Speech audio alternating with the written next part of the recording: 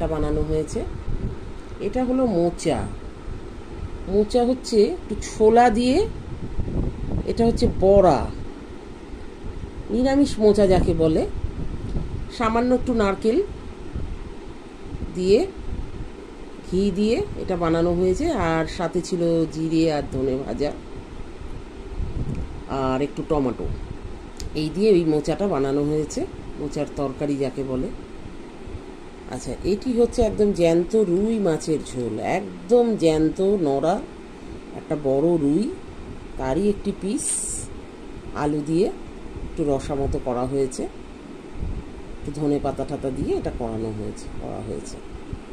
আর এটি হচ্ছে আম কাসুন্দি,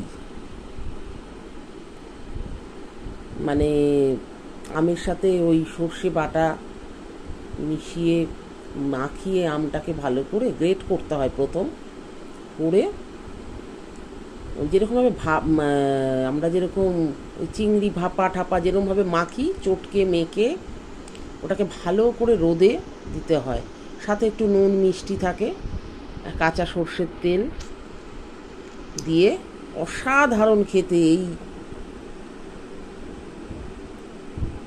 আমের এই রেসিপিগুলো মানে ভাবা যায় না। আমি করে করে রেখেছি আমের নানা ধরনের চাটনি, আম চালতা, বিভিন্ন ধরনের চাটনি। এটা দিয়ে চুনো মাছ দিয়ে ভীষণ ভালো লাগে। যখন আমি মৌরলা মাছটা খাই তো এই চাটনিটা সব সময় সাথে করে নিই।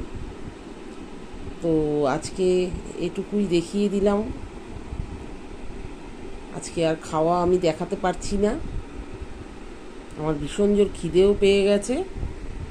তো এই অবধি আমি আজকে আমার ব্লগটা রাখ।